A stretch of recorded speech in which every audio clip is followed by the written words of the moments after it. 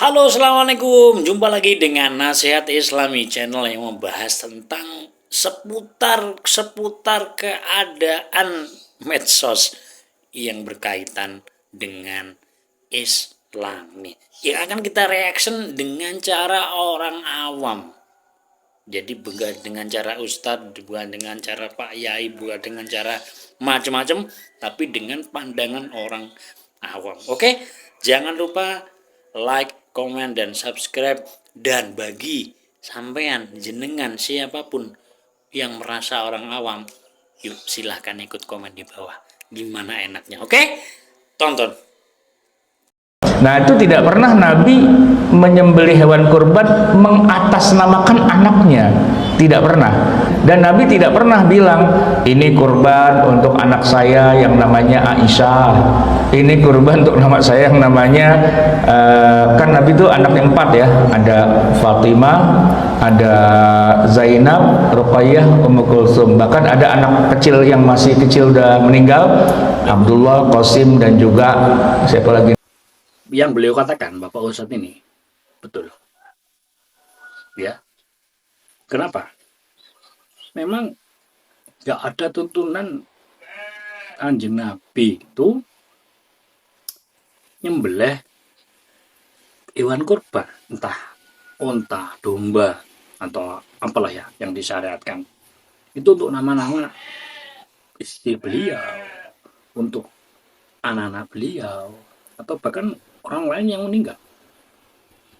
Memang ya kalau nggak ada tuntunannya ya terus ya ngapain dilakukan saat ini gitu kan, Dor, ya kebanyakan praktek yang sekarang kebanyakan, aku tak korban domba, aku tak korban kambing atau apalah yang disyariatkan ya, ini tak khususkan untuk almarhum, ini gawe anakku, ini untuk bapakku, ini untuk ibuku yang sudah di alam sana dan sebagainya. Secara sekilas emang ya apa ya, ya sah-sah saja gitu lah ya. Mungkin pahalanya atau apanya untuk yang sudah meninggal, untuk yang ya oleh hai. Cuman yang dikatakan oleh beliau, Kanjeng Nabi itu nggak pernah ngelakuin kayak gitu beliau. Kalau nggak pernah ngelakuin, terus ya kenapa terus dilakuin yang sekarang? Itu yang pertanyaannya gitu. Kalau ada yang nentang, ya saya untuk ini, saya untuk ini, saya untuk ini, ya ini tuntunannya atau yang menyuruh atau yang itu siapa? Itu ya.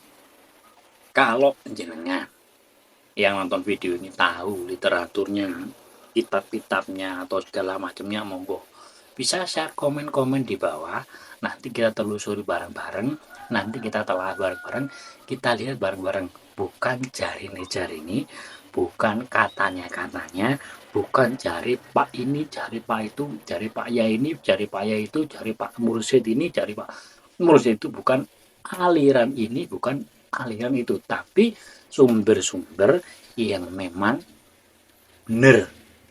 Dalam arti benar apa? Ya, dan ada tuntunannya.